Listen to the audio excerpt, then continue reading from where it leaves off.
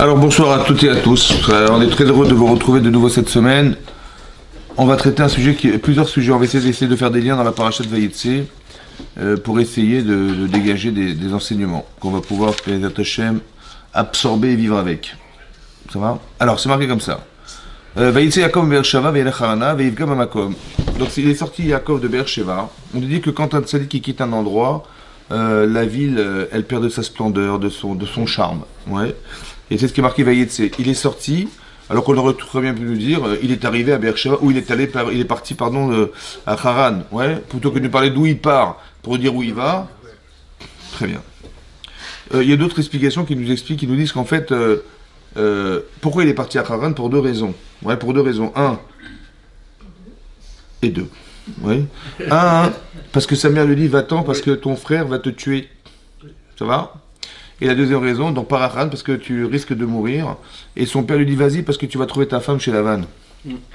En fait, Vayetse, il est parti parce qu'il a eu peur de mourir. Il est allé parce qu'il devait se marier. Vous avez compris? C'est des explications que le Beth Lévi rapporte. Vaïvga Bamakom. Donc Vaïvga, c'est-à-dire qu'il a rencontré l'endroit. Vaïenencham, il a dû dormir à cet endroit. Qui bat Shemesh, lorsque le soleil s'est couché. Vaïkarme Avnamakom, il a pris les pierres de l'endroit. Vaïesem Merachota, il les a placées sous sa tête. Ouais, ces pierres, en fait, c'est quoi ces pierres? Ben, ces pierres, c'est les pierres sur lesquelles il a fait Avram la Akedat Yisrak. Et c'est là qu'il dort. Et ces pierres, en fait, on les retrouve dans la mosquée. Vous avez là-bas sur la pierre Even Ashtia s'appelle, oui.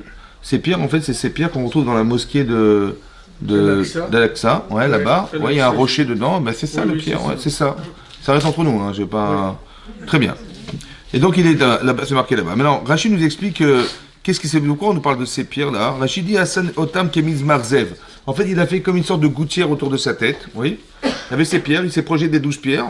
Alors que chaque pierre, elle voulait que le tzaddik il pose sa tête sur elle, et Hachem il les a concentrées en une. On sait qu'il va avoir 12 enfants. Et il va falloir au final qu'ils soient unis. Ça va? C'est ça les pierres. Kemin Marzev l'a mis autour de sa tête. Kemin Marzev les hautes sur le jeu. Pourquoi il a fait ça? Pourquoi il a mis des pierres autour de sa tête? Parce qu'il avait peur des animaux sauvages. Il va dormir dans la nuit.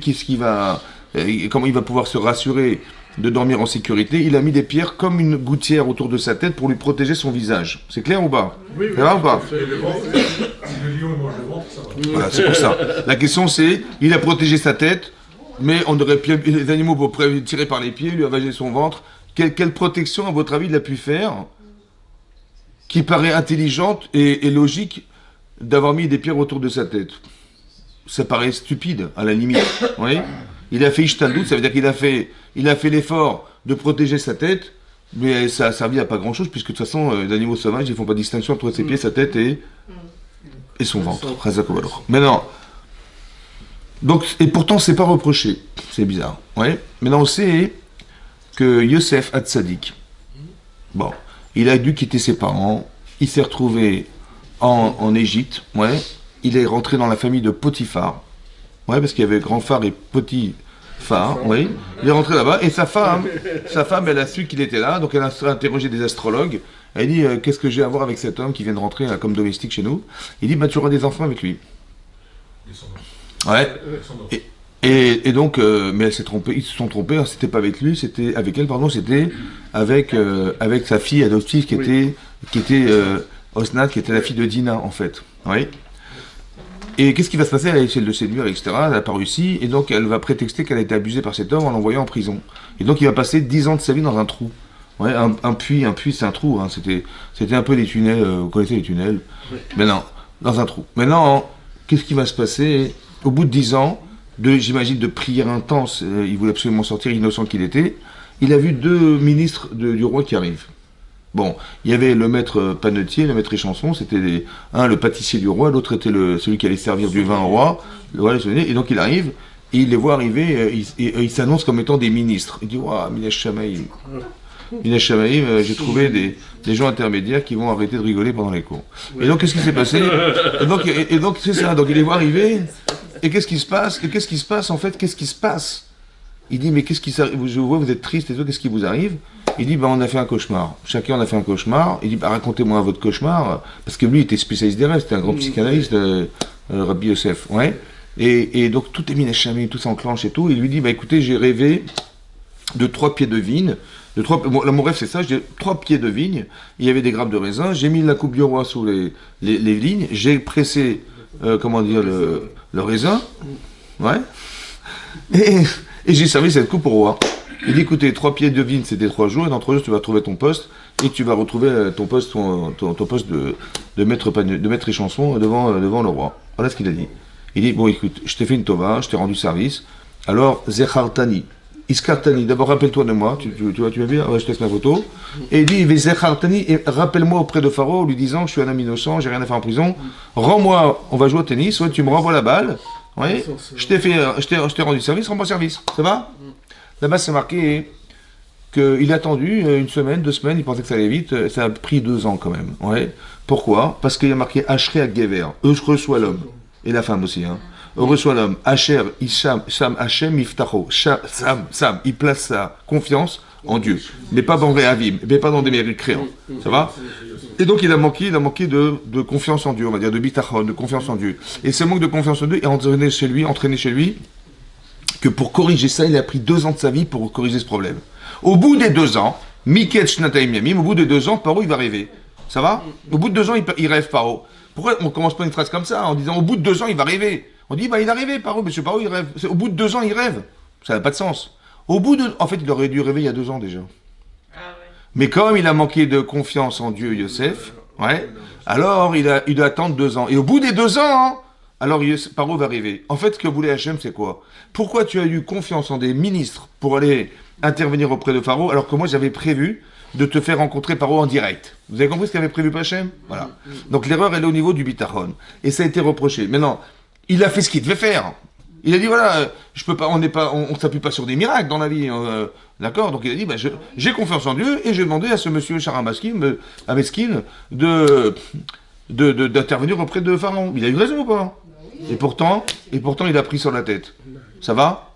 Et là, on voit que Yaakov Avinu, pareil, il dit, je me perds toute la tête.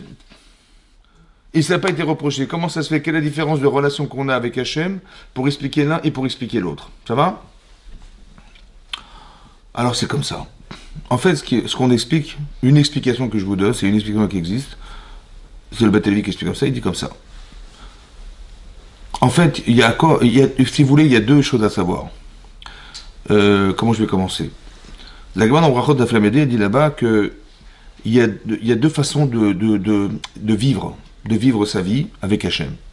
Il y a soit comme Rabbi Ishmael, qui pense qu'on doit partager son temps entre l'étude de la Torah et le travail. Oui, parce que c'est marqué Lo Yamush Sefer HaTorah Zemipicha. La Torah ne doit pas quitter ta bouche. D'accord? Bon, ça veut dire quoi, ne pas quitter ta bouche? Alors, tu dois étudier sans arrêt, quoi. Yachol Kirtavam, est-ce qu'on peut interpréter le texte tel que c'est marqué littéralement? C'est la Torah ne doit pas quitter ta bouche, c'est-à-dire que tu ne dois pas quitter ta tête, elle est dans la Torah toute la journée. Ah, pourtant c'est marqué Va Safta Leganecha. Tu rassembleras ton blé. Mais comment tu peux à la fois être dans les champs et dans le Beth Midrash et dans le centre d'études pour étudier la Torah? Alors il a dit, la solution, c'est de partager le temps. C'est ça la réponse à la contradiction. Comment tu peux être à la fois dans les champs et à la fois tu dois travailler et étudier la Torah? Comment c'est possible? Alors, la réponse, elle est que tu dois être dans les 2. C'est ça qu'il a compris, Rabbi Ishmael. Rabbi Shimon il a dit, mais non, c'est pas possible. Pourquoi? Parce que si monsieur, il est dans les champs pour labourer, il est dans les champs pour semer, il est dans les champs pour récolter, il est dans les champs pour casser le grain, il est pour engranger le grain, et Torah Matialéa. Où est-ce qu'il va avoir le temps d'étudier la Torah?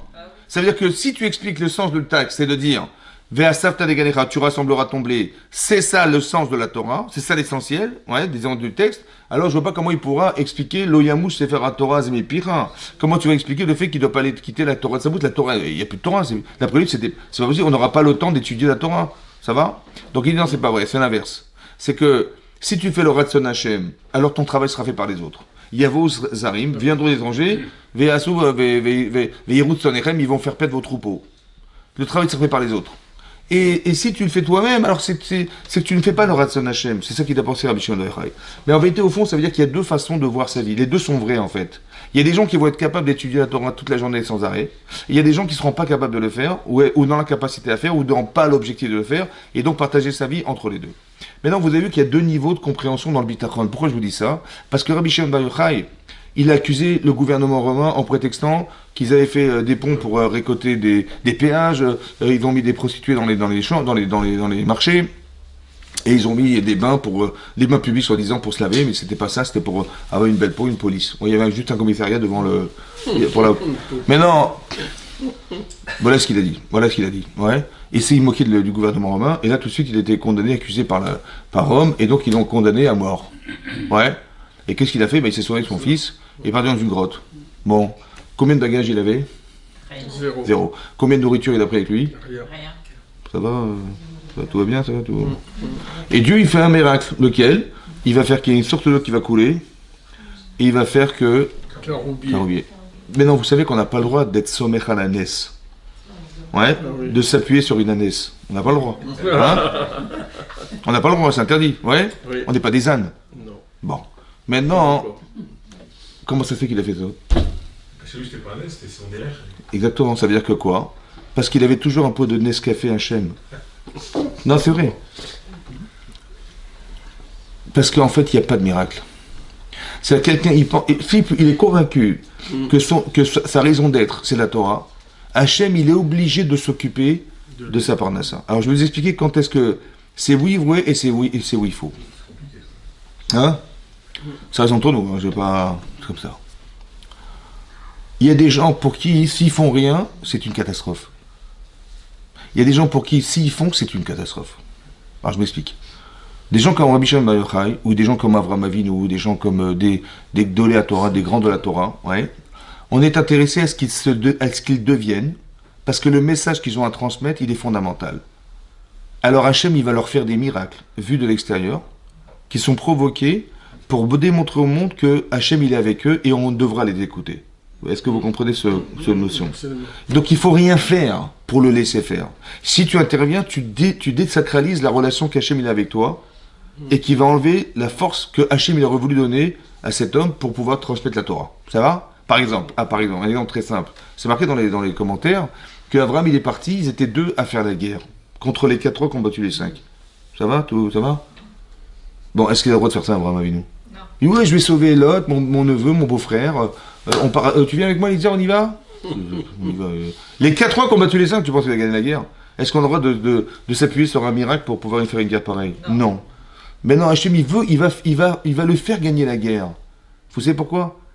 De façon miraculeuse, parce qu'Abraham, il a un message. Et il faut qu'il soit reconnu. Et le fait qu'on lui fasse un miracle pareil, les gens vont dire, waouh, il est exceptionnel, qu'est-ce qu'il a à nous dire? Vous avez compris ce que je veux dire? Il intéresse les gens. Donc ces gens-là, il faut justement ne rien faire. Et laisser faire Hachem. Ouais? Pas bouillir, hein? Laisser faire. Vous avez compris? Très important ça. Ouais, ça c'est des très grandes sadikim. Par contre, ceux qui ne sont pas là-bas, dans ce niveau-là, eux, ils ont une interdiction de croire que Dieu va sur un plateau d'argent, tout va m'arriver. Pourquoi? Parce qu'en fait, au fond de nous, on se dit, oui, j'ai confiance en Dieu, mais en fait, c'est plus des flemmards qui pensent qu'on n'a rien à faire, ouais, et que Dieu va tout faire, plutôt que de dire sous prétexte de religion et de machin. Vous avez compris ce que je veux dire? Donc il y a les deux tendances, les deux sont vraies. Maintenant, écoutez bien. Ce qu'on explique là-bas, c'est que Yosef, il a pensé qu'il devait passer par intermédiaire, évidemment. On ne s'appuie pas sur des miracles. Donc il a dit, je fais 98%, j'ai confiance en Dieu à 98%, et je laisse 2% d'ishtadlout, ça veut dire que je travaille, ouais, il faut bien que je travaille, comment je vais gagner ma vie, donc je travaille pour gagner ma vie, c'est normal, oui. Donc tout va pas tomber du ciel. Donc je fais des efforts, mais je sais que c'est Hachem. J'ai confiance en Dieu, je me dis, tout ce que je gagne, c'est Hachem qui m'a donné. Donc tout ce qui arrive, je suis pertinemment que je dois faire des efforts, mais ce n'est pas le produit de mon effort, c'est qu'Hachem, il avait besoin que je fasse pour pouvoir me donner ma parnassa, par exemple. Ou les efforts que j'ai fait dans la Torah, ce que j'ai compris, je n'ai pas la prétention de dire que j'ai compris. Je sais que j'ai fait les efforts et Dieu, il m'a donné la compréhension. C'est comme ça que ça marche. Donc je fais les efforts. Maintenant, ici, ce qui est marqué, c'est comme ça. C'est qu'en vérité, Yosef, il croyait qu'il était dans cette dimension-là. C'est faux. Il était comme David Ameler, il était comme Avraham Avinu. Il était comme... il pensait au départ. C'est ça qu'il expliquait, parce que il a dit, mais c'est normal, j'ai toujours vécu comme ça, j'ai toujours fait des efforts, et j'ai été gratifié parce que Hachem m'a suivi. Mais en vérité, il était arrivé à un niveau, après 10 ans de prison, à un niveau tel de confiance en Dieu, où il avait dépassé ce niveau-là. Et lui, il n'avait pas le droit de demander aux autres. Vous avez compris? Pour lui, il fallait que Hachem il démontre, en faisant téléphoner Paro, en disant, écoute, j'ai besoin de tes services, il aurait démontré au monde entier, ouais, pas au monde entier, hein, le monde entier, qu'en vérité, c'était lui le tzaddik. Vous avez compris ce que je veux dire? C'est pour ça qu'il a été reproché d'avoir demandé de l'aide à ce Sar Miskin. Vous avez compris? Voilà. Vous avez compris ça? C'est deux dimensions différentes. Mais non, ça c'était Yosef. Yaakov Avinu, c'est autre chose. Ça a été reproché à Yosef, mais ça n'a pas été reproché à Yaakov. Pourquoi? Parce que Yaakov, il avait 100% confiance en Dieu. Seulement il dit, je veux pas que j'ai l'impression que je vis par le miracle. Alors je vais mettre les pierres autour de ma tête pour diminuer le miracle que Hachem va me faire. Vous avez compris ce qui se passe? Ouais, il dit, ça veut dire que quand je travaille, par exemple je travaille, ouais, en vérité je sais qu'Hachem il va me donner la parnassa. Seulement pourquoi je travaille? Pour masquer le miracle qu'Hachem il me fait en permanence de me donner ma parnassa. Vous avez compris la différence? Vous avez compris la différence? Je mets les pierres autour de ma tête, mais pas parce que j'ai pas confiance. Je dis au moins j'ai garanti 10% de ma sécurité. Vous savez? Non! C'est parce que je sais qu'Hachem va me sauver à 100%. Mais comme les gens ils vont dire, mais il est fou, il rentre dans la forêt et il n'a pas peur de se faire bouffer par des animaux sauvages. Alors je dis, bon, j'ai pas envie de bon, écoute, je vais mettre les pierres. Ça veut dire qu'en vérité, je fais ça pour enlever le miracle. Je suis persuadé, dit Jacob, je suis persuadé qu'il va me sauver à 100%, j'ai pas de problème, tu vois. C'est quoi les pierres? Les pierres, c'est des objets, tu vois, objets qui sont dans la forêt. C'est quoi des pierres? Alors j'ai expliqué parce qu'il voulait se protéger. Il a mis comme ici, il a mis une voûte autour de la tête pour lui protéger des animaux sauvages qui pourraient. Donc ils vont se casser les dents sur les pierres et donc il s'est protégé en mettant une sorte de gouttière autour de son visage ou de sa tête pour ne pas être mangé. C'est là que Beth Alevi dit que Yosef, intrinsèquement, il avait le même niveau que Yaakov, sauf qu'il ne le savait pas. Exactement. Ouais, c'est ça, exactement ça. C'est-à-dire on atteint un niveau en vérité sans s'en rendre compte, oui, que passer 10 ans de sa vie dans une prison. Oui, c'est pas une punition, c'est pas une punition, c'est ce qui lui a permis d'accéder à ce niveau de confiance en Dieu. Vous avez, comme on avait expliqué pour la stérilité d'une femme, une femme est stérile, elle va s'accrocher à Hachem, ouais, de toutes ses forces, pas parce que le Yetzer Hara, il va lui dire, mais écoute, tu vois bien que Dieu, il t'aime pas. Hein. Bah, si t'aimais, t'aurais donné des enfants. Et puis les autres, elles ont des enfants, t'en as pas, donc elles se frustrent, ou elles sent qu'elle est vexée. Oui, vous avez compris, ça c'est Yetzer Hara, ça. C'est l'inverse. Tu es tellement de tzadékette, et tu vas engendrer un enfant exceptionnel. La stérilité est un révélateur de grandeur d'âme. La stérilité, pourquoi c'est comme ça? Parce que l'épreuve que nous vivons, les animaux ne sont pas éprouvés. J'ai jamais vu un pigeon qui s'est plaint, qu'est-ce qu'on mange cet après-midi? Non, il mange des... Vous avez compris? Les animaux, les arbres, ils se plaignent pas non plus. Par contre, les êtres humains, ils sont éprouvés. Mais qui on éprouve dans la vie? On éprouve des tzadikim potentiels. Si vous avez des épreuves, c'est que vous êtes des tzadikim. Ça va? Et donc, pour faire sortir la tzidkout potentielle, alors on éprouve la personne pour la faire exister dans la potentialité. Parce qu'on ne peut pas se contenter de faire des grands discours. On dit oui, j'ai des grandes notions, j'ai des grands machins. Ok, vas-y, fais-le. Pardon? Vas-y, mais fais ce que tu penses. Tout de suite. Non, il faut que cette potentialité devienne réelle. C'est pour ça que c'est marqué dans la Torah, oui, que quand Abraham, il a eu la Akedat Yitzhak, le sacrifice, oui, c'est marqué Ataya Darti. Ça ne veut pas dire qu'il a été chez Darti. Hein. Ça veut dire que maintenant je sais que tu crains Dieu. Mais c'est quoi maintenant je sais? Quoi, Dieu ne savait pas? Hein? Mais Dieu, il voit la création du monde, il voit la fin des temps, la seconde où je vous parle. Donc il savait qu'il aurait réussi la Kedat Yitzhak. Ouais, il le savait. C'est quoi maintenant je sais? Maintenant je sais que la potentialité qui est en toi, elle existe. Tu as eu le courage de ce que tu as pensé. Vous avez compris? Et tu es devenu cet homme, Chazak Obalor. Maintenant je sais. Pas je sais ce que tu allais faire. Parce que ce que tu as de potentiel, c'est ce que je t'ai donné. C'est ce que tu as construit, c'est ce que tu as compris, tu as pensé. Mais c'est pas sûr que tu vas réussir à réaliser ce que tu penses. Il y a des gens, sur leur propos de la Kedat Yitzhak, qu'est-ce qu'ils vont dire? Ils vont dire, là, c'est trop dur, là, laisse tomber, j'arrête. Bon, Dieu, il est grand, mais là, tout se contredit, tout se bouscule, je comprends plus rien. Là, j'y arriverai pas, excusez-moi, je peux pas. Ouais. Donc, c'est-à-dire que ton potentiel de croyant, il va s'arrêter à la limite de ta compréhension. Ça va? Donc, cette potentialité, elle est vraie, mais elle n'est pas exprimée. Alors qu'Abraham, qu'est-ce qu'il a fait? Il a dit, mais c'est inhumain ce qu'on me demande. Sarah, il dit, mais t'es fou, tu vas pas faire ça, tu as tué ton fils, c'est assourd d'abord, c'est interdit de tuer les gens. C'est interdit de tuer les gens. Et à part ça, il t'a promis d'avoir une grande descendance. Mais où la descendance? Il va tuer l'unique enfant que tu as. Et puis l'enfant que tu aimes, c'est méchant quand même. Tout se bouscule, vous comprenez ce qui se passe ou pas? Il a 1000 raisons de refuser. Et il dit, écoute, j'ai rien compris. Mais il y a forcément une logique. Ça va? Laisse-moi tranquille, laisse-moi adhérer à la logique d'Hachem. C'est pas la mienne, hein. Elle est inhumaine, elle est incompréhensible, ça va? Mais c'est parce que j'ai pas compris que c'est faux. Vous avez compris? Comme c'est pas possible, c'est pas compréhensible, donc je fais pas. Mais depuis quand tu fais pas? T'as compris? C'est pas parce que t'as pas compris que tu dois pas faire. Au contraire, tu vas faire exister Hachem au-delà de la limite de ta compréhension. Mazal Tov. Tu vas faire exister Hachem dans l'éventail large de la connaissance que tu devrais avoir d'Hachem. Parce qu'Hachem, il est plus dans ce que tu sauras jamais de lui, de ce que tu sais de lui. On est bien d'accord? Donc Hachem, il t'éprouve pour élargir ton éventail de Emouna. Maintenant, il aurait pu 1000 fois refuser. Potentiellement, il a accepté. Ça veut dire que cette Emouna qui était en lui, elle est forcément exprimée et donc elle devient. Chez chacun d'entre nous, c'est comme ça. Vous comprenez? Chacun d'entre nous, on est éprouvé à la mesure de ce que nous avons à l'intérieur de nous-mêmes. Mais c'est potentiel. On a une éducation juive, on fait des tfilotes, etc., etc. Mais l'épreuve, en vérité, elle est là pour extraire cette potentialité, pour la rendre réelle, pour qu'on devienne ces personnes. Maintenant que je sais que tu crains Dieu, ça veut dire que tu deviens cette personne.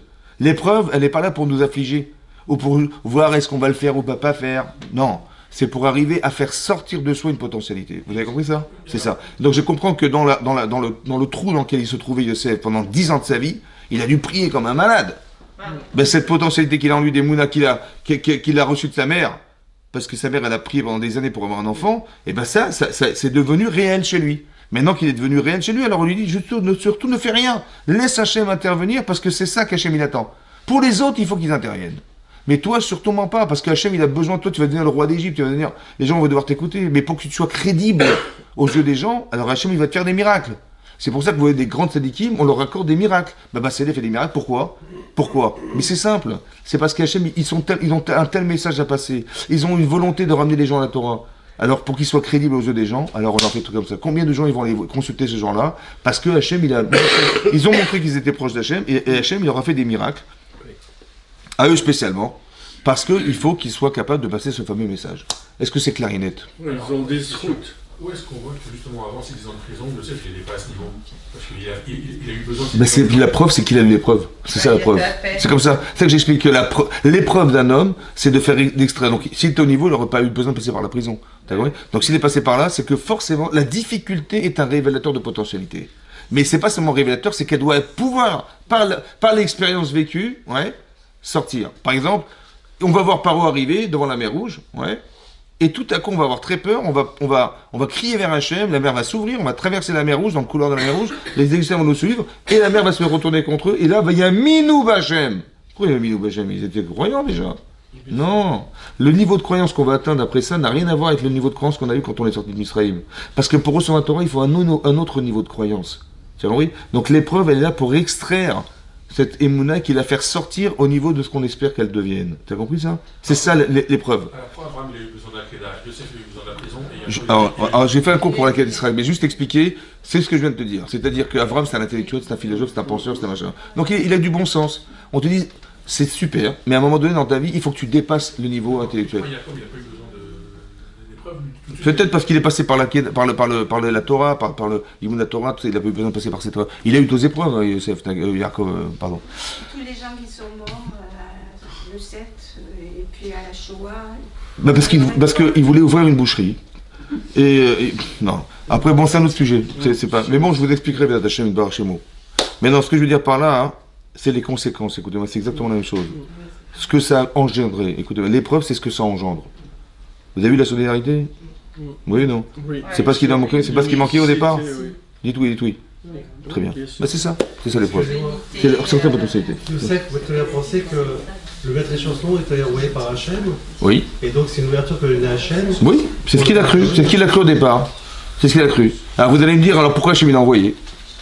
C'est ça, non? Donc c'était l'épreuve, ça? Ben oui, l'épreuve c'était de dire justement ne demande rien. Juste comme si Hachem du téléphone dit écoute, je te mets au courant dans 3 jours, tu vas sortir. Il fallait surtout pas faire intervenir, c'est ça le ridouche. Il fallait juste qu'il était informé que dans 3 jours il sortira, merci de m'avoir informé, ciao. Et là il serait sorti tout de suite. Il aurait été appelé par Paro, qui aurait rêvé, il aurait été dérangé par son rêve, il aurait fait un appel à Yosef. Seulement l'erreur c'est d'avoir fait confiance. Mais bon, on parle de gens exceptionnels, nous on n'est pas à ce niveau-là. Juste de vous expliquer la différence de comportement. Mais quelque part on doit s'imprégner de ça pour nous dire, quand tu travailles et quand tu fais pour cacher quelque chose. Il faut être confiant. Il ne faut pas croire que tout ce que j'ai réussi à faire, c'est le produit de mon travail, de mes efforts, de mes machins, et j'ai réussi. Non, il faut arrêter de rentrer. C'est pas une erreur en soi, c'est simplement que c'est une mauvaise compréhension du résultat du travail. Si j'ai réussi, c'est grâce à Dieu, vous avez compris? C'est une manière subtile qu'il a fait discrètement pour me faire gagner ma vie. C'est comme ça qu'on doit réfléchir. Et pas se dire, attendez, c'est moi qui ai fait qui ai voir les banques, c'est moi qui ai trouvé le produit, c'est moi qui j'ai bien réfléchi, mais d'où tu as eu l'idée, mon chéri? Voilà. Voilà. Et comment tu as eu la force et le courage d'aller voir? Et comment? Parce que Dieu t'a donné ses pouvoirs. Donc il faut arrêter de croire que c'est soi. C'est ça la différence. Dans la Parnassa, si tu rentres dans la confiance en Hachem, c'est de dire, le résultat, c'est pas moi. C'est marqué dans la Gemara. La Gemara, elle dit que, la Gemara dans Kiddushin, à la fin de Kiddushin, elle dit là-bas, c'est pas la Parnassa qui rend riche, il y a des Parnassa qui rend riche, et la Parnassa, elle te rend pauvre. Ça va? Donc c'est pas la Parnassa. Non, et là, Bisruta, t'as yamita, la Gemara dit, dans Bemazala, t'as yamita. Là, il a marqué Bisruta, de Fadien, c'est le Mazal. Le Mazal, ça veut dire que de toute façon, son Mazal, c'est d'avoir de l'argent. Maintenant, tellement il va l'avoir, on s'en fout. Il va vendre des cacahuètes, ou il va vendre des produits informatiques, c'est la même chose. Ouais. De toute façon, il aurait gagné de l'argent. Seulement, il faut avoir confiance que c'est ça qui était prévu. Qu'est-ce que tu fais de ton argent? C'est autre chose. Mais le Mazal, il est présent, il est là. Vous avez compris? Après de savoir que ça vient d'Hachem et pas de oui, mais vous avez vu ce que j'ai fait, soyez pas aveugle quand même, dites-moi merci, félicitez-moi de ce que j'ai fait. J'ai compris, mais ça n'est que ta ishtaldout, c'est-à-dire les efforts que tu fournis c'est un paramètre obligatoire puisque tu dois travailler à la sueur de ton front. Donc c'est normal, ça fait partie des paramètres. Seulement ne crois pas que c'est le résultat forcément de ton travail. Tu aurais pu crever à travailler, tu aurais gagné 0 centime. En fait, moi, ce que je comprends, c'est qu'il faut que ça soit une émouna, pas théorique, il faut qu'elle soit effective. C'est ce que j'ai expliqué, c'est ça l'épreuve. Voilà. Et quand elle ne l'est pas effective, alors on la rend effective par l'épreuve. C'est ça. Donc la difficulté d'appréhension doit nous amener à penser, à nous amener à ça. Vous avez vu ce que je veux dire? Voilà. Par exemple, un exemple très simple. En revenant sur l'exemple que vous avez donné, il y a une femme, sa fille, elle a été prise, elle était soldat dans l'armée israélienne, elle a été prise otage par le Hamas, ouais. Et il y a eu une vidéo qui a circulé. Ils ont dit faites une afrachatrala et elle a pleuré, la femme, elle pleurait, elle m'a tué moi, direct. Hein. Et elle a fait l'afrachatrala, etc. Ouais. Et quelques temps après, on a retrouvé sa fille. Bon. Mais non, maintenant, pourquoi sa fille à elle a été prise? Parce qu'elle avait une émouna de ouf derrière. Seulement, c'est dommage, elle dormait en elle, cette émouna. Alors, à la proportionnelle de sa valeur de femme, alors elle a eu une épreuve qui est proportionnelle. C'est sa propre fille qui a été prise en captivité. Alors là, elle ne peut pas dire on verra demain, j'espère qu'elle n'aura pas à rater le métro. Non, elle va donner toute sa vie pour ça, vous comprenez? Donc toute cette potentielle va s'extraire d'elle-même. C'est ça l'épreuve. Et plus elle est énorme, et plus c'est un révélateur de grandeur. Vous comprenez ça? Voilà. Ça c'est clair et net? C'est bien. Mais ça rassure. Hein? Eh ben, elle a passé ses vacances à Gaza. Alors, on y va. Est-ce qu'à l'inverse, le fait de ne pas avoir d'épreuve, c'est aussi... Ouais, c'est très grave, ouais. Ça veut dire que l'Agma, elle est dans Arechin. Si quelqu'un n'a pas de problème pendant 40 jours, c'est qu'il n'a pas de part au monde futur. Ouais. Pas de part de gâteau, oui, au monde futur. Ouais. Pas une parcelle dans 40 jours sans épreuve. C'est quoi une épreuve? Le minimum d'une épreuve, c'est... Hein? C'est... Non, l'Agma dit un mauvais... Ah non, l'Agma dit non, un mauvais... Grossir, c'est un cauchemar. Un cauchemar. Mais non, en fait, on s'en balance. C'est ça le truc. Mais non, ce que je veux dire par là, non, l'Agma dit c'est quoi une épreuve? Le minimum des Issourim, des épreuves, c'est que tu cherches 3 pièces de monnaie dans ta poche droite et tu n'en as que 2. Et la troisième, elle est à la gauche. Ouais. Je dis, ah mince, j'ai perdu du temps. C'est déjà des Issourim, ça. Ouais. Chercher mes lunettes. Et je les ai retrouvés dans le congélateur. Tiens, c'est bizarre. Voilà. Donc c'est des épreuves. Ça veut dire que c'est quoi l'épreuve? Le minimum des Issourim, c'est que c'est une remise en cause de la personne. Une remise en cause de la personne. Mais encore une fois, je suis négligente, j'ai perdu du temps, j'ai machin. En fait, c'est ça. Il aurait fallu travailler sur la négligence et t'aurais évité de perdre tes lunettes, de chercher de l'argent, etc. Vous avez compris? Mais c'est un révélateur de défaillance. Ok, je continue. C'était pas le sujet du soir, mais je continue. Et il va rêver. Donc, Vayachalom, il va faire un rêve. Yaakov va dormir, il va faire un rêve. C'est marqué Vayachalom, Venesulam Mutsavarsa Verusho Magia Shamaima. Il est arrivé d'une échelle, ouais, qui est arrivée au ciel, oui. Vene Malaché Elohim, Olim Veyordimbo. Il a vu des anges d'Hachem qui montaient et qui descendaient. Alors, il faut expliquer le pshat de quoi c'est vraiment monter, descendre. En fait, ce qui se passe, c'est qu'on lui a monté toute l'histoire du peuple juif. Comme ça, dit le Midrash Rabbah. C'est quoi les anges qui montent et qui descendent? Oui, c'est quoi les anges? On explique qu'en fait, si vous voulez, comme ça, il explique aussi le Beth Alevi, dit comme ça. Les Bnei Israël, c'est marqué que quand Rivka est tombée enceinte, oui, elle avait des jumeaux. Oui. Et donc, elle a été rencontrée Shem qui lui a dit tu as 2 nations dans ton ventre. Ou le homme, mi le homme, mi ematz. des nations qui vont se confronter. Et Rachid expliquait, lorsque l'un montera, l'autre descendra, etc. Comment ça s'explique? C'est pas que il monte, l'autre il descend, l'autre il monte, il descend. Non. C'est que nous, quand on monte, ils vont forcément descendre. Et lorsque nous on descend, ils vont forcément monter. C'est pas eux qui descendent et qui montent, c'est nous qui montons, qui descendons, qui les font monter, descendre. Vous comprenez? C'est pas le fait que et des fois c'est eux, des fois c'est nous. Non, c'est pas ça. C'est que quand nous on était en émouna, en confiance en Hachem, etc., on n'a pas besoin des nations, ils descendent. Ça va? Et lorsqu'on est faible, lorsqu'on est fragile, lorsqu'on n'est pas dans la Torah, on croit qu'on va réussir sans Hachem, etc., on descend, alors c'est eux qui montent.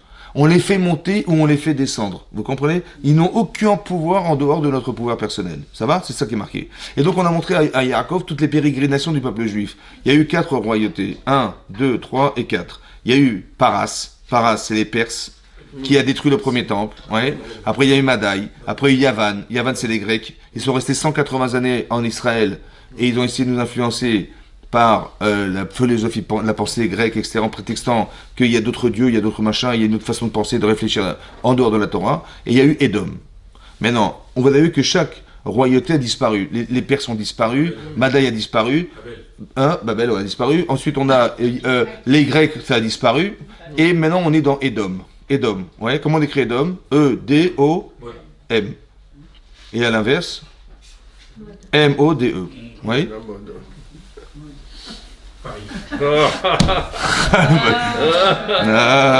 La mode. Maintenant, qu'est-ce qui se passe en fait? Ouais.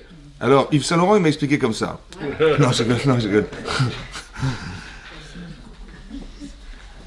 En fait, Édom, il a vu Yaakov que Édom, ça s'arrêtait pas. Il dit, bon, j'ai vu la fin de l'un, la fin de l'autre, là, mais je vois qu'Édom, la génération dans laquelle on est, elle s'arrête pas. Alors Hachem, il a dit, t'inquiète pas, j'enverrai le Mashiach.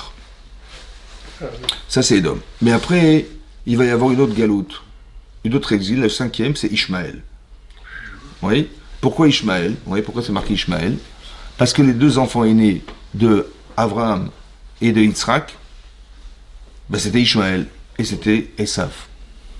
Là-bas, c'est marqué à la fin, au début de la parashat Zot HaBeracha, que Hachem, il a proposé la Torah, dans le Midrash Rabbah, dans Parashat Chouma, c'est marqué, il a proposé la Torah avant de la donner au Bnei Israël, donner aux Umot HaOlam, les nations du monde. Et là, c'est marqué dans la Torah, il a proposé à 2 nations.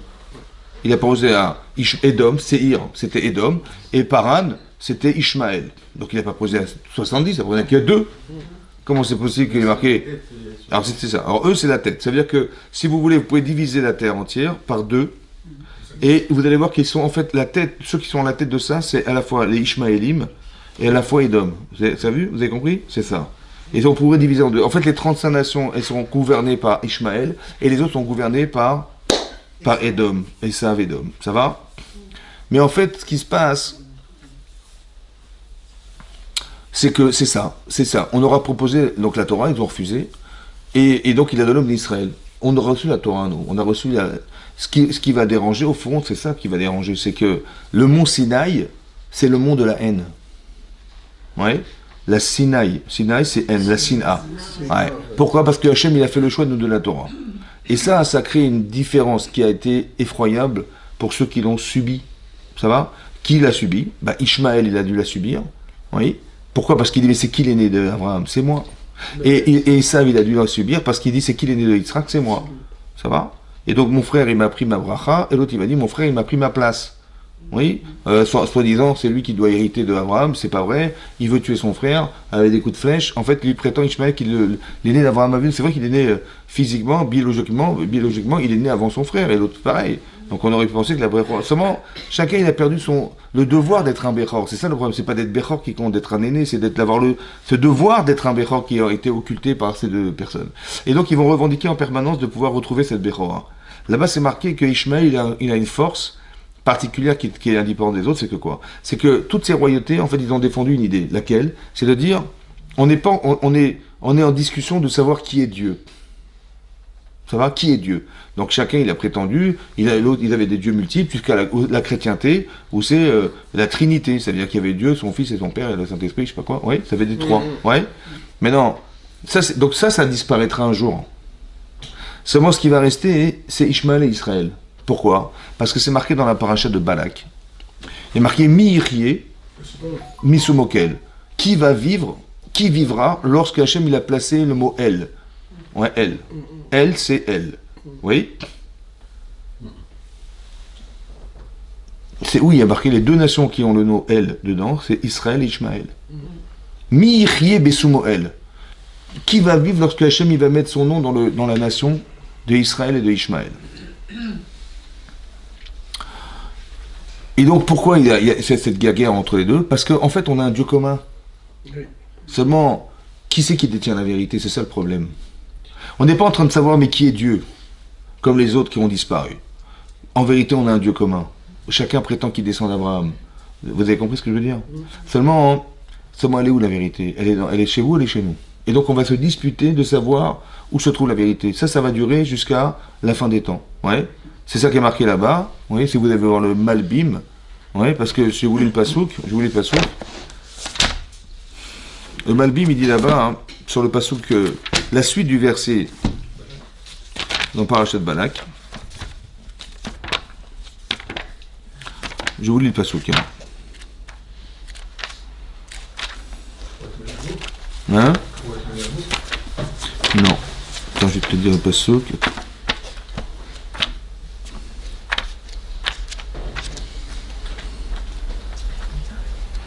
Voilà.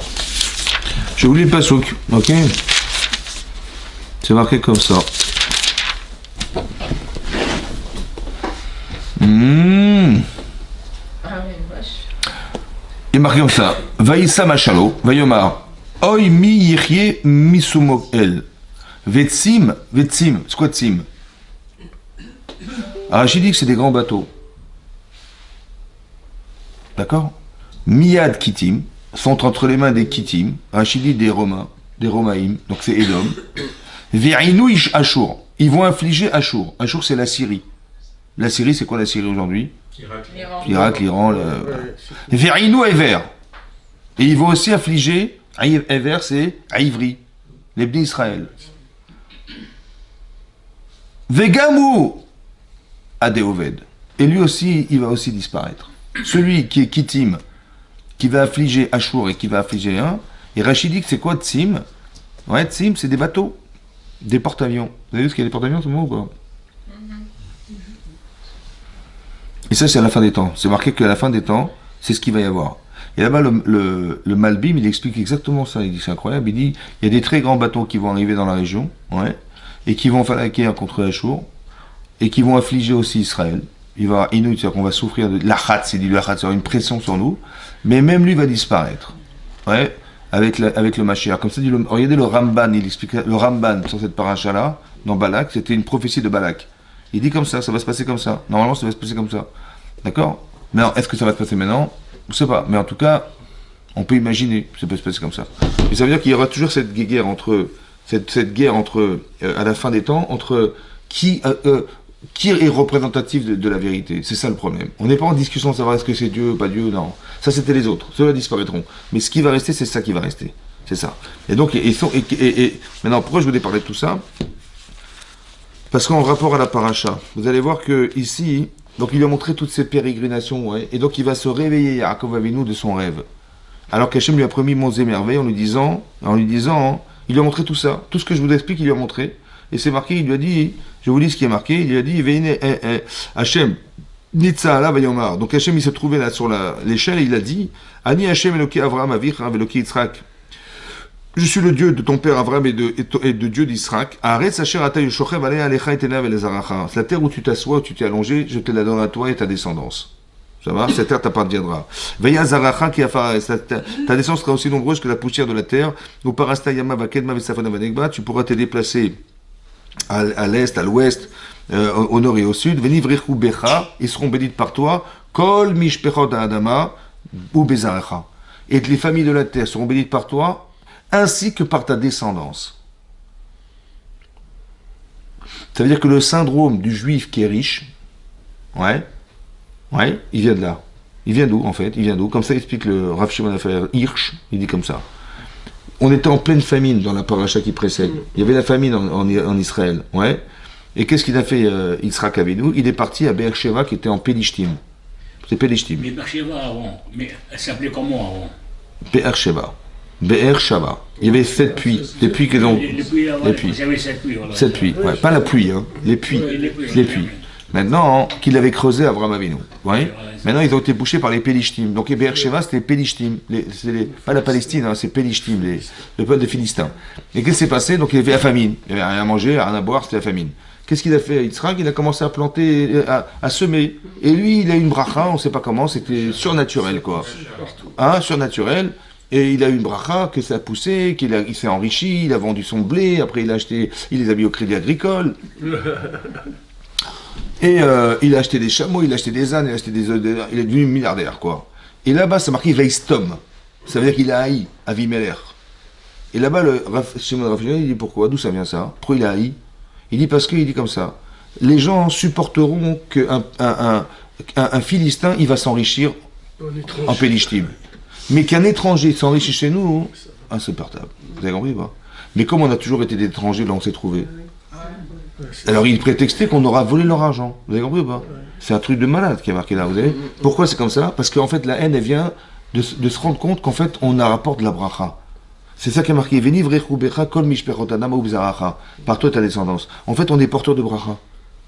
En fait on fait vivre les autres. Et eux ils veulent nous exterminer en pensant qu'on leur a piqué leur fric. Mais si tu nous tues, tu n'auras plus de bracha, mon chéri. C'est ça l'incohérence. Mais c'est tellement vexant qu'ils préfèrent nous tuer que de nous laisser vivre. Vous avez compris ou pas? Ouais. Truc de dingue. Vous avez compris ça? À cause des moustiques, c'est incroyable. Alors, et donc il lui fait cette révélation incroyable. Donc il lui a promis, Mons et Merveilles, c'est extraordinaire ce qu'il lui promet. Et ça, c'est marqué, et après il lui dit, mais je te garderai où tu iras. Il lui promet ça. Ou Bechol Asher Tena, mais Shavitira la Dama Azot, et je te ramènerai vers cette terre. Donc il lui promet qu'il mourra, il sera pas mort, mais il sera enterré en Eretz Israël. Qu'il lo azofra, que je ne t'abandonnerai jamais. Adasher, elle s'est dit, et toi, Shani Bartina, que jusqu'à ce que j'ai fait tout ce que je t'ai dit, il faut que je le fasse. Voilà ce que lui dit Hachem. D'accord? Et va il katz Yaakov Mishenato. Tout à coup, il se réveille dans son sommeil profond.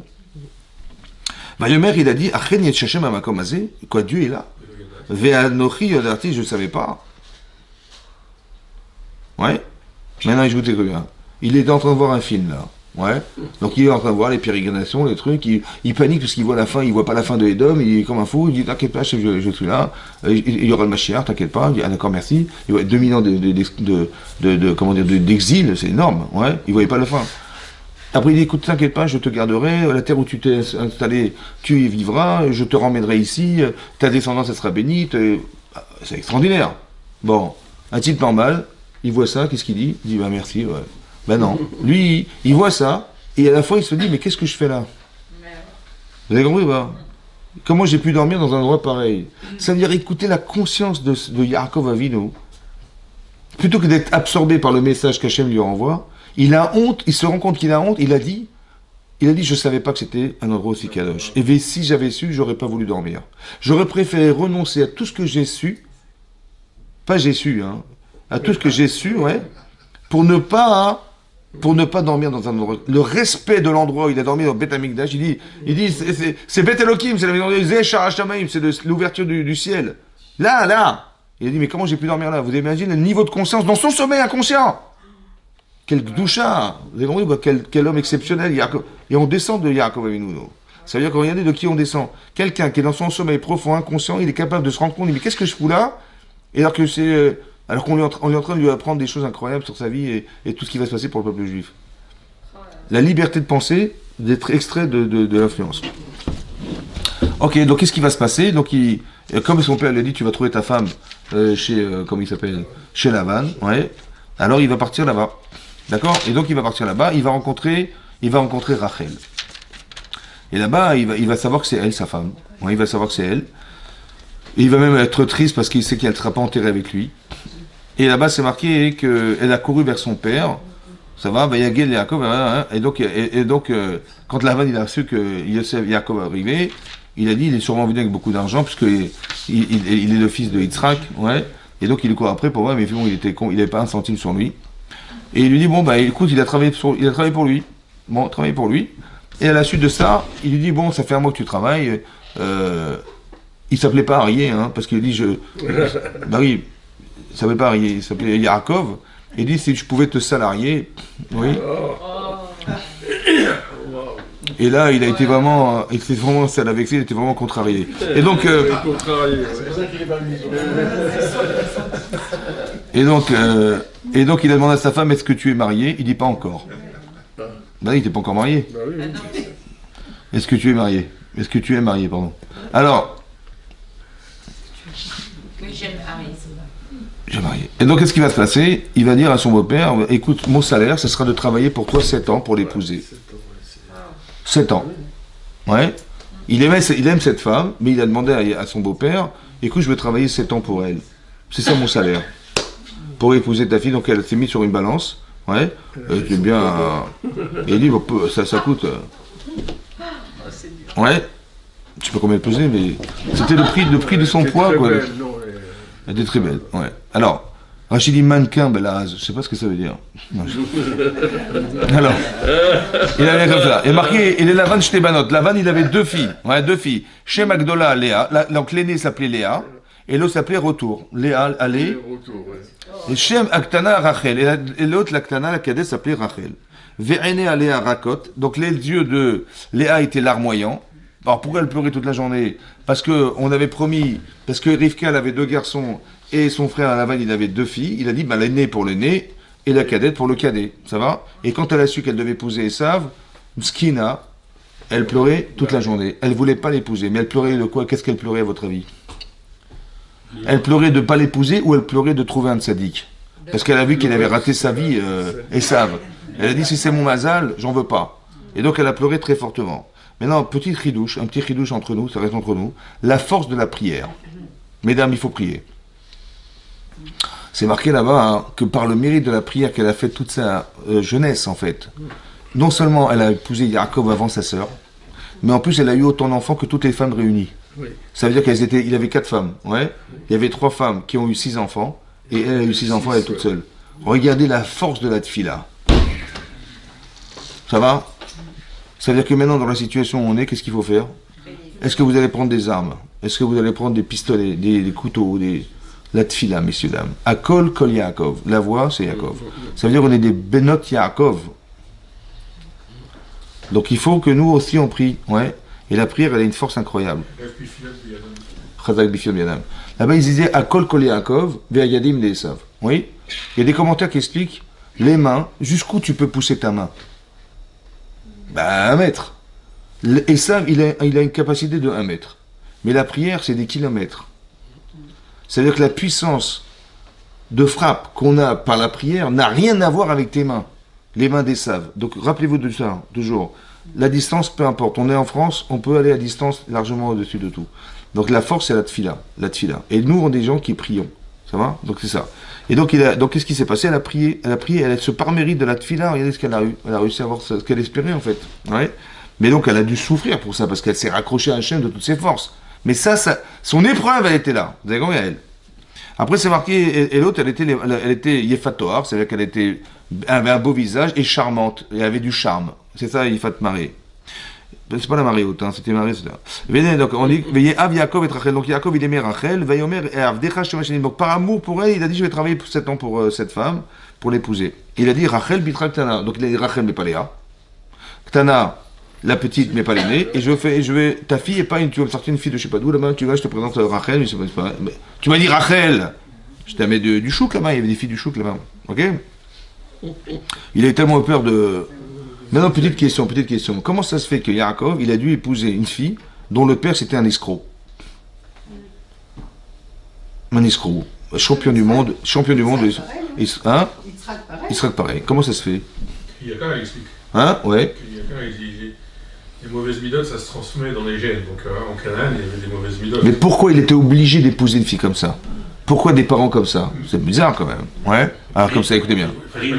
Hein? Rive Lakis, il a épousé pas comme ça. Oui, mais pourquoi? Parce qu'il n'y a pas des mauvaises midotes. Non, mais c'est pas... ma question. Non, j'ai pas dit. Ma question, c'est pourquoi il est obligé de lui, Monsieur Yaakov Avinu. Mais qui sinon? Une Cananéenne? Mais pourquoi? Il aurait pu cacher, mais il trouve une sadéquette. Un beau-père en bonne et due forme, comme toutes les familles qui ont des bons beaux-pères. Ouais, pourquoi lui il fallait passer comme ça, peut-être comme ça. Vatiten emet et Yaakov. Hachem, il a donné la vérité à Yaakov. Yaakov, il a étudié pendant 14 ans de sa vie, à la yeshiva, de Shem Ve'ever. Vaishkav Makomaou. Là, on nous dit, il s'est allongé, là. Pour dormir, pour rêver. Rachid dit, là, il s'est allongé, là. Mais pendant 14 ans, il s'est pas allongé. Il était à la yeshiva, assis sur sa chaise comme ça, et il dormait sur sa chaise, il se réveillait sur sa chaise, il dormait sur sa chaise, il se réveillait sur... Il s'est même pas allongé sur un lit. Tellement il était mashkia. C'est tellement il s'est investi dans l'étude de la Torah. De tout son corps. Vous avez compris ce qui se passe? Maintenant, ce Emet, il est marqué dans les livres, il est marqué dans sa tête. Mais est-ce que tu vas devenir le Emet? Alors on va te proposer un escroc. Ça va? L'expérimentation de ton Emet. On va voir comment tu vas être vrai. C'est comme avec son père. Comment tu vas t'arranger pour dire la vérité alors que tu es dans le mensonge. Vous avez compris? Ça, c'est ça qu'il faut valider. Ça suffit pas d'étudier la Torah. Il faut que tu deviennes la personne de la Torah. Ça n'a rien à voir. Alors on va te dire, on va te faire expérimenter ça. Donc lui, il est tombé là-dessus parce que c'était son problème en fait. Vous avez compris ce que je veux dire? Il fallait être un homme de Emet. Et ben dans sa famille, pendant 20 ans de sa vie, il va passer avec un homme qui était un escroc. Et comment tu vas résister? Comment tu vas pouvoir rester lucide? C'est très dur. Tu vois, au bout d'une semaine, tu vas t'énerver. Il va te rouler à droite, à gauche, machin. Ben, il a gardé sa lucidité, il avait confiance en Dieu, il voulait pas se laisser influencer. En tout cas, il a proposé 7 ans à son beau-père. C'est un peu long quand même, 7 ans, non? Bon. Et là, c'est marqué, Vaïav, Yaakov et Rachel, donc Vaïamer et Rachel. Vaïamer Lavan, alors, qu'est-ce qu'il a dit? Et donc, qu'est-ce qui s'est passé? Et donc, c'est marqué, Vaïavod, Yaakov et Rachel Sheva Shanim. Et donc, il a vraiment travaillé pour elle 7 ans. Ve'ayu be'enav, ces années-là, elles sont passées à ses yeux, qui Yami Machadim. Yami Machadim, ça veut dire comme des jours comptés. Qui c'est qui a dit des jours comptés? Sa mère. Elle a dit, mais c'est pas grave, va chez ton oncle Lavan, pendant quelques jours, Yami Machadim, jusqu'à ce qu'il va se calmer Esav, et tu pourras revenir. En fait, pourquoi elle a dit ça? Parce qu'elle a senti que ça allait pas durer longtemps. Mais pourquoi elle a senti? Ça a duré 7 ans. Plus que 7 ans. Parce qu'elle a ressenti dans le cœur de son enfant que c'était rapide. C'est ça qu'elle a dit, ah, je sens que ça va être rapide, parce qu'elle a ressenti ce que son enfant ressentait. Vous avez compris ce que je veux dire? Ouais. Mais elle n'a pas vu, elle a ressenti. Le ressenti de son fils, ça a duré, c'est une semaine. 7 ans, ça a duré une semaine. Ouais. Yami Machadim, comme si on pouvait compter les jours. Des jours comptés. Behavato ota, par amour pour elle. C'est passé à une vitesse incroyable par amour pour elle. C'est passé vite par amour. Normalement, c'est le contraire. C'est le contraire. Normalement, c'est l'enfer par amour. Oui. Mais il l'aimait tellement que c'est... Que c'était un enfer. Que c'était un enfer. Que c'était l'enfer. Non, mais tout dépend de la... Oui. Comment ça se fait que c'est passé vite? Comment ça se fait que c'est passé vite par amour alors que ça devait être l'enfer par amour? Les Khatanim, ils veulent se marier très rapidement, oui. Pourquoi? Parce que par amour. Comment ça se fait que... Comment il aimait sa femme? Oui. Vous avez dit, c'est le être et l'avoir. Chazak Obalour. Mais non, ici ce qu'on apprend c'est comme ça. Non mais c'est un grand yesod pour les Khatanim ça. Quand on dit, ouais, on a fait le shidour, tout a marché, ils sont pressés de se marier. En général, ils sont pressés. Ouais, comme le citron. Ouais. Maintenant, écoute, pourquoi t'es pressé? Bah, je suis pressé parce que j'ai envie d'avoir ma femme près de moi, j'ai envie de fonder mon foyer, j'ai envie d'avoir mon mari près de moi. Alors, on avait expliqué, comme tu dis, on avait dit que des fois ça passe vite et des fois ça passe pas vite. Ça va? Quelqu'un qui fait des études longues, ouais, on lui dit, écoute, ton examen c'est dans 2 mois. Pardon? Dans 2 mois. Ah non, je suis pas prêt, si on pouvait repousser la date, etc. Mais t'es pas prêt, pourquoi t'es pas prêt? Mais tu veux pas d'avoir ton diplôme? Si, je veux, mais je me sens pas prêt, j'ai pas les compétences, j'ai peur de rater, j'ai peur de pas avoir la moyenne, il faut que je me grouille, je vais pas dormir de la nuit, hein, je vais travailler jusqu'à ce que j'arrive à avoir les compétences, d'accord? Alors d'avoir les compétences, c'est d'être capable de passer son examen. C'est bizarre parce que les années passées, on n'a pas vu le temps passer quand on fait ses études. Ça va? On voit que quand on veut être quelqu'un, ça prend du temps, mais on ne le sent pas passer. Mais quand on est en perspective d'avoir, voilà, votre mari va vous offrir une bague, un solitaire à 4 000 €. Ça va? Bon. Mais vous l'aurez dans 7 ans. Pardon? C'est long d'attendre, d'avoir. Maintenant, le danger, c'est comme ça. On veut se marier vite. Le problème, c'est que je lui dis, mais tu es prêt pour le mariage? Mais c'est quoi? Bien sûr, je suis prêt. On a préparé l'orchestre. Non, tu es prête pour le mariage? Tu es prête? Tu sais qu'il va y avoir une rupture dans ta vie, non? Tu vas passer de célibataire à marié. Tu vas te retrouver avec un homme, avec une femme. Tu vas être responsable, plus responsable qu'avant. Tu vas avoir des enfants. Est-ce que tu te sens prête? Est-ce que tu te sens prêt à être... Vous avez compris? Le problème, c'est qu'on veut avoir, mais on n'est pas certaine d'être prête. Et le problème, ou certains d'être prêts. Le problème, c'est que si j'avais vraiment réfléchi, comme si je passais un examen, je dis attends, non, mais je me suis pas préparé, j'ai acheté ma robe, j'ai acheté mon truc, tout est prêt, l'orchestre est prêt, la salle est prête, le traiteur, tout est là. J'ai compris, mais c'est la forme, ça, mon chéri. Mais est-ce que tu te sens dans les prédispositions à être cette personne? Elle dit, alors là, il faut que je réfléchisse, là. Vous avez compris? En fait, je suis pressé d'avoir, et c'est ça le danger. Alors qu'en vérité, on devrait se préoccuper d'être, et c'est ça qu'Yaakov va faire. Il va préparer 7 ans de sa vie pour se préparer au mariage, mais par amour pour elle. Vous avez compris ou pas? Il faut que je sois un père idéal, il faut que je sois un mari idéal, il faut que j'ai des enfants parfaits. Mais ça dépend de moi, puisqu'on hérite de nos parents. Donc si lui, il a des défauts, ses enfants auront des défauts. Vous avez compris ce que je veux dire? Ouais. Et donc c'est pour ça qu'il a dit, moi j'ai un programme de 7 ans. 7 ans. Il a mis 7 ans de sa vie pour arriver à devenir un mari idéal, un père idéal, avec des enfants parfaits. Il a dit, moi il faut 7 ans. Et ça c'est par amour pour elle, vous avez compris? Je veux être cet homme, mais par amour pour elle. C'est ça qui est marqué là. C'est ça la différence. Vous avez compris? Si tu cherches vraiment, si tu fais ça de façon égoïste, en disant, mais je veux avoir, ben, c'est égoïste comme relation, ça va? Alors que là, la vraie préoccupation, c'est est-ce qu'elle sera heureuse? Est-ce qu'il sera heureux, mon mari, avec moi? Est-ce que je serai, mes enfants, ils m'accepteront? Est-ce que je vais être une vraie mère pour eux? Est-ce que je vais être un vrai père pour mes enfants, etc. C'est autre chose, ça se prépare, ça. Vous avez compris? Et c'est pas, on verra sur le tas. Ben oui, tu verras sur le tas, ouais. Bon, vous avez compris c'est ça que ça veut dire. Maintenant, ce qui va se passer, c'est que ils vont passer 7 ans. Et là, hein, tout à coup, il va dire à son beau-père, pardon, voilà, je veux me marier, avec ça, il n'y a pas de problème. Et on va préparer un festin. Donc ils ont préparé un festin. Mais là, qu'est-ce qu'il a fait, Rabbi Lavan? Il a été chercher Léa. Ça va? Et donc, il a été chercher Léa. Et quand Rachel, elle a vu Léa arriver, ouais, elle lui a donné les signes que son mari lui avait donnés auparavant, parce qu'il a eu peur qu'il se fasse avoir encore une fois par son beau-père, ouais, tellement il est habitué à ce qu'il n'y ait que des magouilles. Et il a dit que je vais donner un signe, ouais, au cas où tu serais voilé, j'en sais rien, je veux m'assurer que c'est toi. Et donc il m'a dit, je te demanderai est-ce que tu es Rachel, et tu me répondras oui, et je te donnerai des signes. Les signes c'était Nida, de la Katnerot et Chala. Voilà, personne ne savait, personne ne connaissait. Ouais. Et donc c'est ce qui va se passer, d'accord? Donc ils vont arriver sous la roupa, et elle va lui donner ses signes. Bizarrement, elle lui donne. Bizarre. Et donc Yaakov, il interroge sa femme, il dit, c'est bien toi Rachel? Il dit, oui, bien sûr, c'est moi. Et il dit les signes. Et donc il épouse sa femme. Et le matin, Viné, Baboker, c'était Léa. Alors imaginez-vous, maintenant Yaakov avec nous. L'Aziz. Hein? Il se réveille, il voit que c'est Léa. Ça fait 7 ans qu'il a travaillé. 7 ans pour épouser Rachel.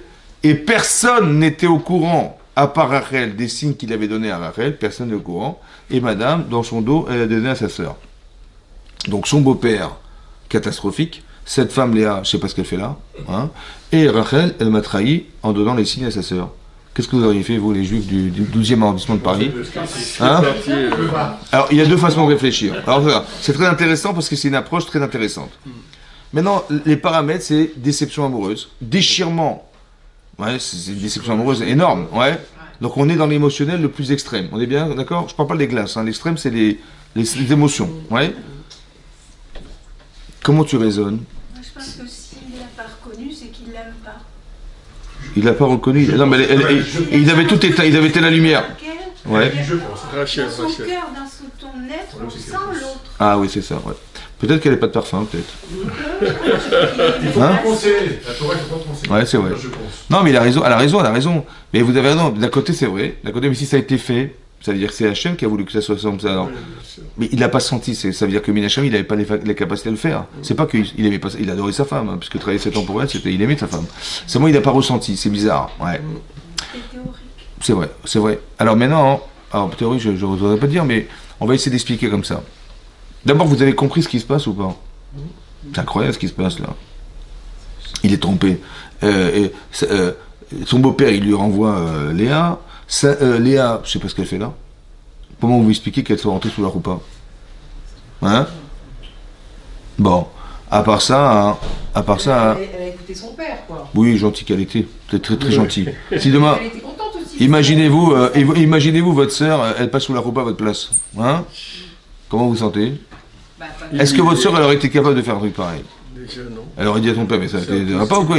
Mais en plus, il a dit, je vais épouser Rachel, je veux pas Léa, moi. Et elle le sait très bien, ça fait 7 ans que ça dure. Elle sait très très bien que c'était pas ça. Oui ou non? Elle aurait dû refuser. Bah, bien sûr qu'elle aurait dû jamais accepter une chose pareille. Il dit, bah, pas t'es fou. Et il lui met la robe, et madame, elle rentre sous la roupa. Bizarre. Et encore pire, Rachel, comme elle ose donner ses simanim à sa sœur dans le dos de son frère, de son mari. Maintenant, on va se taper Esav. Hein? Après, elle va devoir se marier avec Esav. Bah, si, ouais, au cas zip. Au cas où, ouais, exactement. Donc c'est un problème, comment ça marche? Ouais, vous avez compris? Mais non, comment ça se réfléchit, on va dire comme ça? Est-ce que je vais me dire, voilà, je suis Yaakov Avinu, ouais, je vois que mon futur beau-père, il m'a casé Léa que je ne veux pas, ma femme que j'ai pensé épouser, elle m'a fait un coup dans le dos comme ça, qu'est-ce que vous vous dites? Merci Hachem, que je ne suis pas entré dans cette famille. Non, mais franchement, je mettrai toute ma vie pour te remercier. Hein? Dans cette famille de malades. Ben, l'autre, il envoie ça à sa fille, l'autre, elle rentre dans le jeu. C'est une tralouada, hein? Vous avez compris, c'est incroyable. Hein? Comment ben, moi, j'aurais dit, grâce à Dieu, Bina Shamaïm, que je ne suis pas rentré dans cette famille. Ça va? Ou bien je dis, c'était pas jeudi, je crois que c'est vendredi, ouais, tu as raison. Ou bien je dis que c'est Yetzirah. Parce que je connais Rachel, c'est pas le style à mentir, ça va? Et donc je comprends rien. Vous avez compris? Comment on juge cette situation? Tu es juge dans le bien ou dans le mal? Comment tu fais? Et là, c'est une émotion très forte. Par exemple, s'il est bouleversé par la situation, ce qui est logique, hein, elle va venir lui expliquer, mais je vais tout expliquer, mon chéri, je vais tout expliquer. Il n'y a rien à expliquer, je ne veux plus te voir. Les émotions sont trop fortes, on est trop dans la trahison émotionnelle, vous avez compris ce que je veux dire? Comment tu veux qu'il arrive à l'entendre? Alors dans ces cas-là, comment on s'en sort? Des gens qui ont pu vivre des situations pareilles, hein, des trahisons émotionnelles, des trahisons amoureuses, c'est très dur, hein, comment ça se supporte? Alors comment on fait alors? Razak ou Balour? Ou on combat, ou on se sauve. Mais c'est quoi combattre? Tu veux mettre des gants? Non, C'est le Satan, c'est Hachem qui a voulu comme ça, c'est ça qui doit être. Oui, mais ça c'est intellectuellement, c'est vrai, mais en vérité je lui en veux à mort. Aïe, aïe, aïe, aïe, aïe, aïe. Mais ça, c'est la version. Maintenant, je sais pas si c'est Yitzhara ou Yitzharatov, j'en sais rien. Peut-être c'est Yitzhara qui veut m'empêcher de l'épouser. Ou c'est Yitzharatov qui dit, j'ai fait exprès, mais pourquoi tu m'as laissé vivre 7 ans comme ça pour finalement me laisser abandonner cette situation? C'est incroyable. Hein? Il a perdu 7 ans de sa vie. Vous imaginez tout le temps, il a projeté de vivre avec sa femme, et finalement, c'est elle qui... Mais vous imaginez la trahison émotionnelle que c'est ça? C'est énorme. Ouais? Très bien. Alors j'ai pensé comme ça, écoutez bien, donc je m'énerve. Elle l'a trahi ou pas? Hein? Moi, pour moi, non. Razak. Alors, comment? Pour moi, non. Mais pourquoi elle attend 7 ans? Parce que son beau-père, il lui a dit, alors, si son beau-père lui dit, c'est content, elle se marie dans... Elle l'a trahi ou pas? Ça veut dire qu'elle lui... L'a trahi, ça veut dire... Il a dit, écoute, je te donne 3 signes. Et elle les a donnés à sa sœur. C'est une trahison ou pas? C'est une double trahison. Double trahison. Alors. Donc ça veut dire que lui, il pense que je suis tombé sur une famille de malades. Bien sûr. Bien sûr.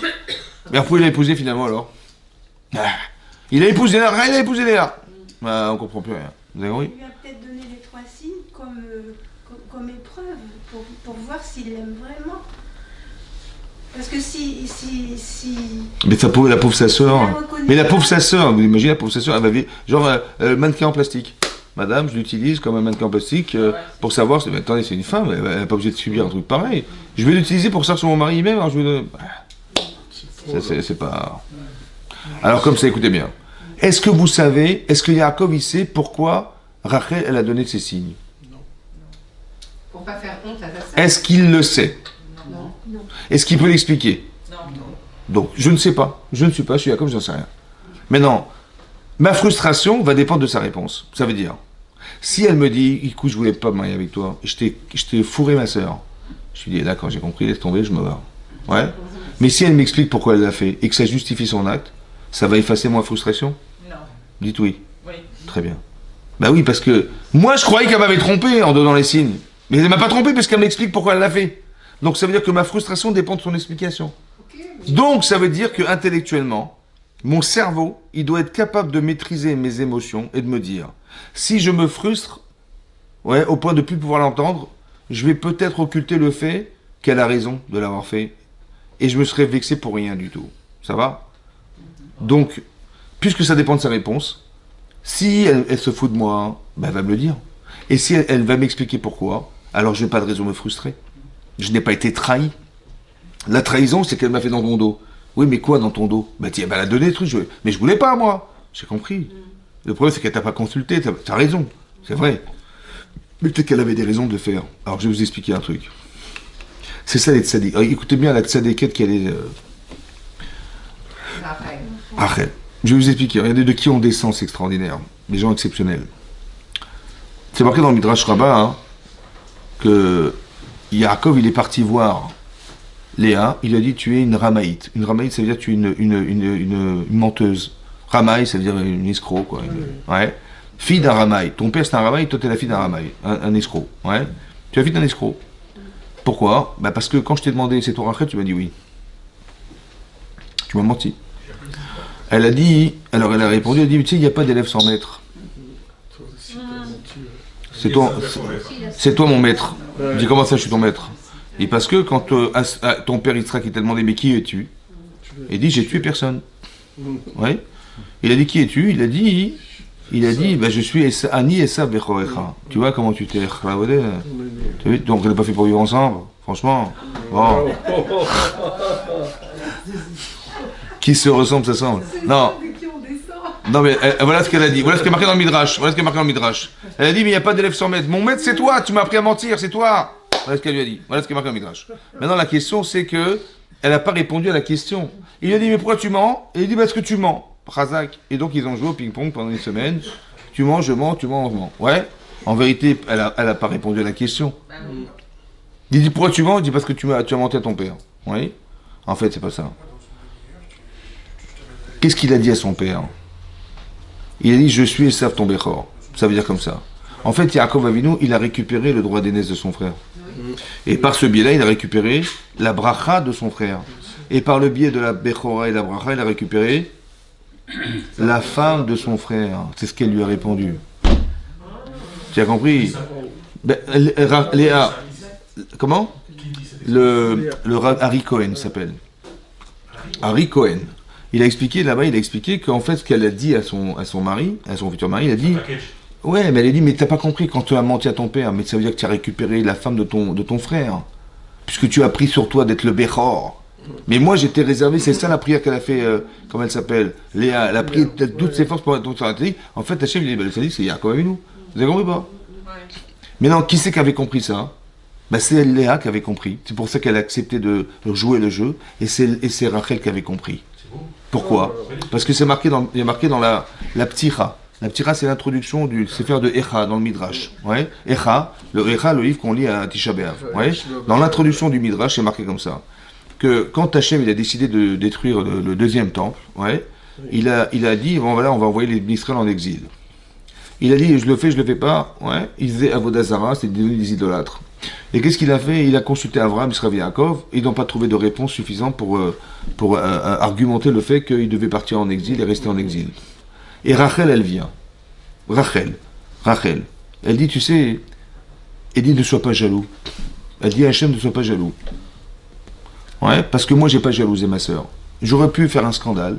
J'ai vu mon père arriver avec ma sœur, j'aurais fait un scandale sous la roupa et j'aurais épousé mon mari.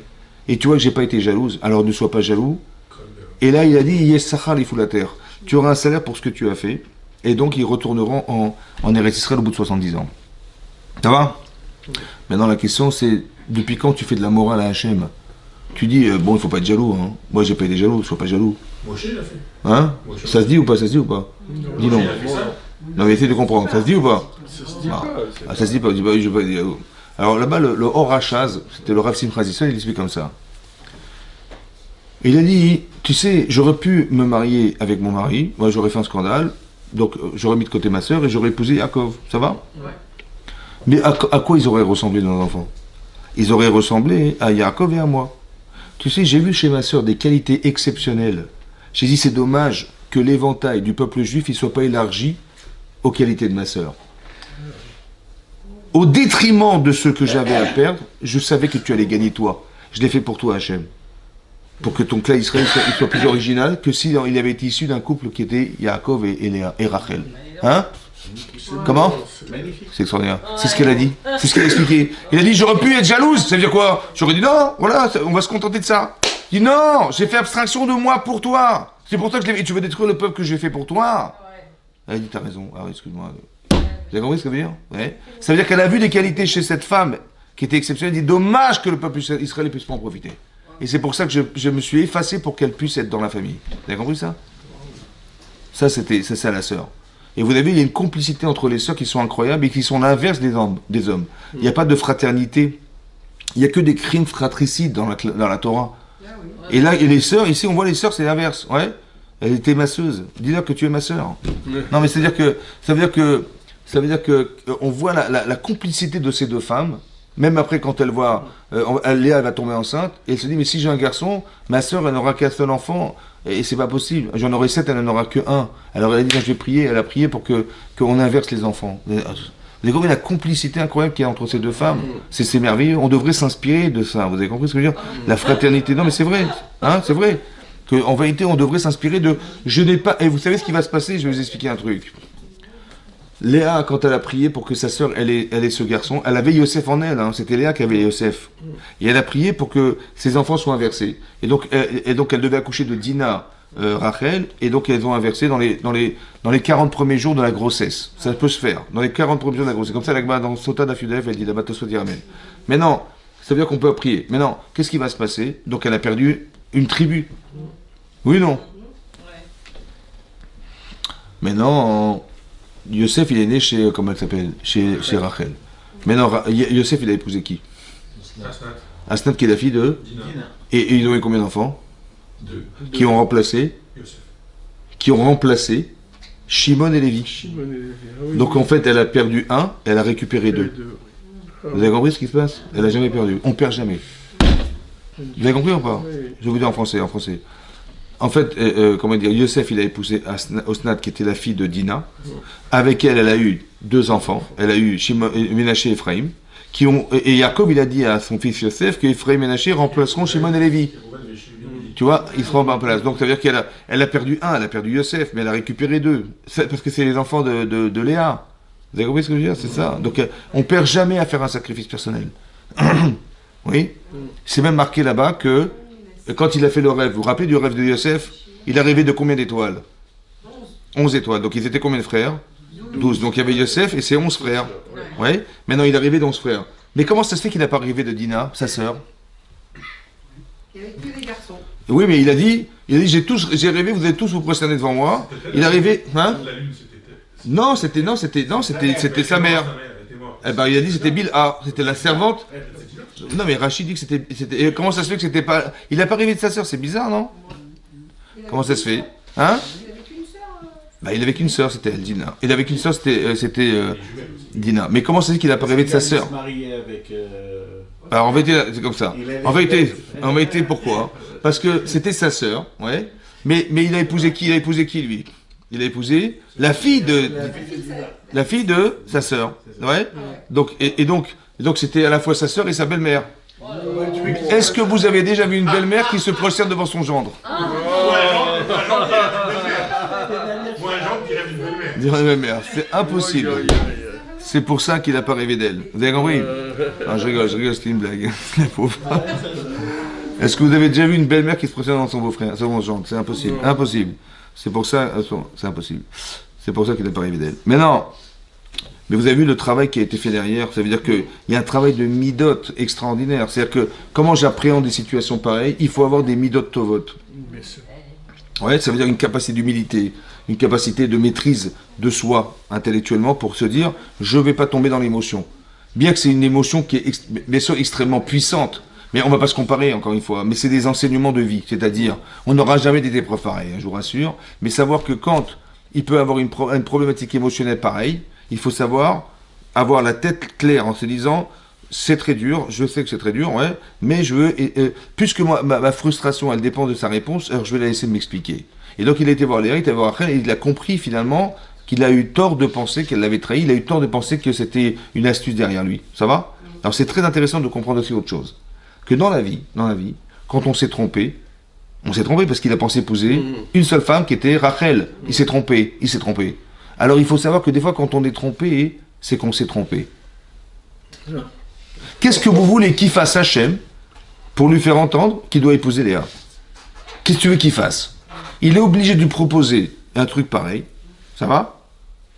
Mais non, si Yaakov il a des mauvaises midotes, il est susceptible, il est vexé, il est machin, alors il ne pourra pas lui proposer. Mais comme il sait qu'il a des bonnes midotes, il peut lui proposer pour le faire accepter l'idée que c'est possible. Vous avez compris ce que ça veut dire, ça? Parce qu'Hachem, il n'avait pas le choix. Qu'est-ce que tu veux qu'il fasse, Hachem? Il est obligé de le tromper, exactement comme Yaakov, il est obligé de tromper son père pour récupérer la bracha qui lui revient.